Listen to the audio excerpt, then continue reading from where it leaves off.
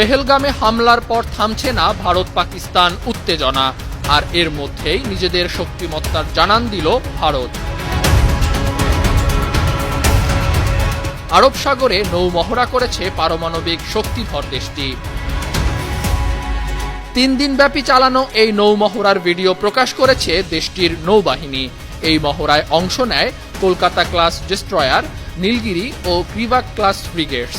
এসব যুদ্ধজাহাজ থেকে ছোড়া হয় একাধিক জাহাজ বিধ্বংসী দূরপাল্লার ব্রহ্মস ক্ষেপণাস্ত্র।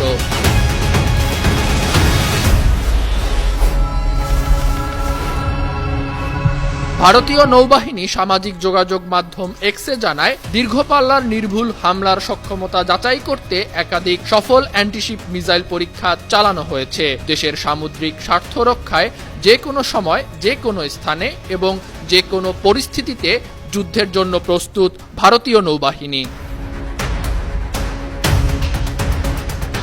এদিকে সামরিক মহড়ার ভিডিও প্রকাশের পরপরই পেহেলগামে হামলার সঙ্গে জড়িতদের আবারও কঠিন জবাব দেওয়ার হুঁশিয়ারি জানিয়েছেন ভারতের প্রধানমন্ত্রী নরেন্দ্র মোদী। এ সময় তিনি বলেন, পেহেলগামে এমন সময় হামলা চালানো হয়েছে যখন কাশ্মীরে গণতন্ত্র ধীরে ধীরে শক্তিশালী হচ্ছে।